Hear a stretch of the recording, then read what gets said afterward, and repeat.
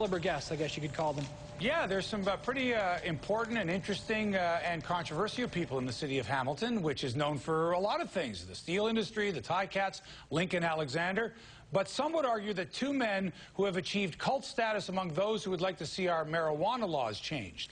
Michael Baldasaro and Walter Tucker first came to prominence 40 years ago when they ran a hippie hangout at a former water-filled quarry in Puslinch called Clearwater Abbey.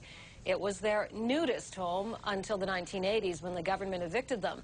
Now, not long afterwards, they set up their Barton St Cathedral of Pot, the Church of the Universe. Their so-called worship of the Tree of Life has now spelled the end of the church.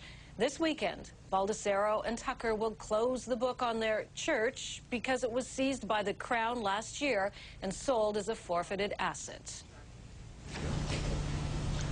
Love them, hate them, laugh at them. I doubt this will be the last time we hear of brothers Tucker and Baldasaro. They join us here in studio. Michael, how will the Church of the Universe survive? Just like the Christians did, you can't stop worshiping God the way you worship God, especially when it's justifiable. Brother Walter, you two are simply no strangers to the courts. Is there any way that you can see overturning the rulings which have now forced you to leave the church behind? Yes. I believe that from the very start, when way back in 1978, when I went before the Supreme Court of Canada before Mr. Justice Laskin, at that time, he said to me, I think this is one we ought not to discuss at this time. And the Supreme Court of Canada has turned their backs on us since that time. For almost 40 years, they've turned their backs on us and not been willing to adjudicate the fact that we use marijuana as a sacrament, that we believe it's the tree of life, and we are using it in our personal lives. Now, even when they've made a decision that marijuana is legal to use personally, they still persecute and torture the people that use marijuana, even if they use it only because it makes them feel good, because it gives them a relationship with maybe another human being that they would not be able to experience. What the government is making an effort to do is legislate our spirituality, our emotions, our compassion. Okay. That's something we don't believe that comes from Caesar, that comes from God. Okay, fair enough. Michael, when this proceeds of crime law was passed, you must have known that you two were at risk of being targeted by the police. Of course. Oh, we've been targeted by the police since 1979. Right, but more so since that law was passed, right? No, actually, we're waiting for two cases in the Supreme Court now. When we were before the court on the forfeiture and the sentencing, we had no input at all given us legally from my then counsel, and we didn't even know they were going to seize the house. We were hoodwinked. Brother Walter, now, is there any way that you can relocate the church, resurrect it in another location? Oh, goodness, yes. The church has never disappeared. The church, they take the building, but... They don't take the church. How can they take spirit? I think Tommy Douglas, who is, I think, one of the finest people I've ever met, what he said was, you can kill a man, you can jail a man, but you cannot control an idea.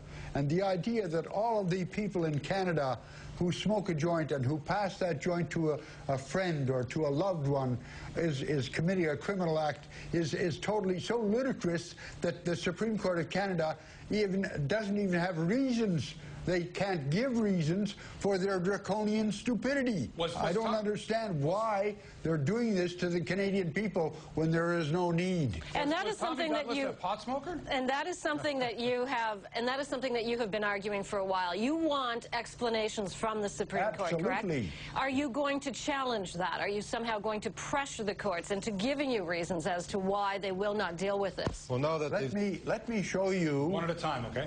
A piece of paper that was printed, I believe this is Spectator, if I'm not mistaken, where the judge in the Supreme Court of Canada is saying that other judges must give reasons to other judges and to the public. They owe it to the public to give proper reasons for their sentencing. Now, we know, all of us know, that $70 worth of marijuana is not worth 3 years in jail.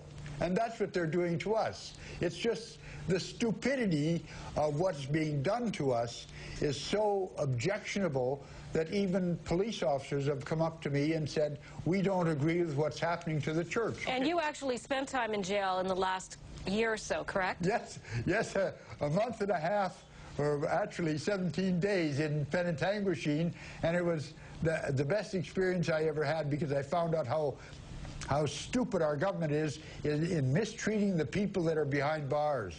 That's why it was a good experience? Yes. Yes. Of course, they're my brothers and sisters now. Every one of them that gets locked up because of marijuana is my brother and my sister, and I'm fighting on their behalf and on the behalf of people who have not been arrested and have not been thrown in jail, because it's right in their future if things keep going the way they're going. So we will continue to fight back and to deny the government the right to control our spirituality. Michael, this has been going on for, I think you said 40 years now. Yeah. Are you surprised that we're in 2009 and we are still talking about legalization of personal use of marijuana?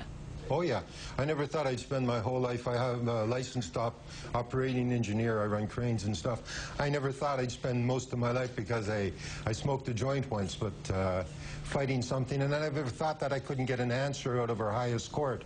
The Ontario courts have ruled in 1984. I went in before Judge Borkovich. Reverend Tucker was my counsel. He allowed that.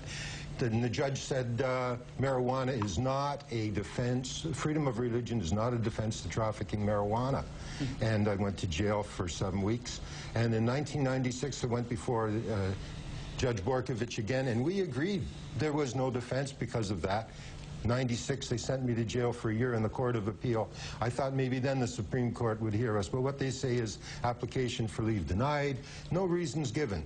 Now, when my father, 90-year-old father, came to me and he said, justify your smoking and your religion, I did. And he said, that's a good excuse. And that's all we're asking the Supreme Court to do, is to justify their actions against us. They're stealing our property, their destruction of our church.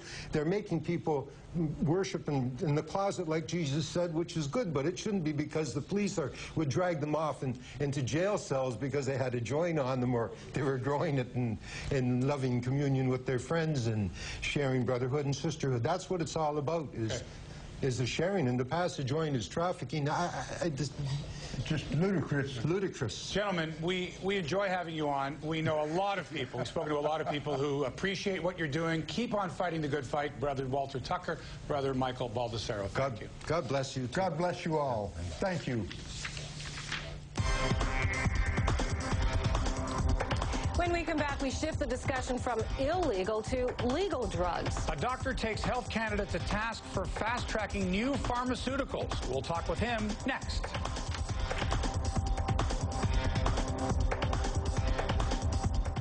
Neil Patrick Harris stars in How I Met Your Mother on E! Every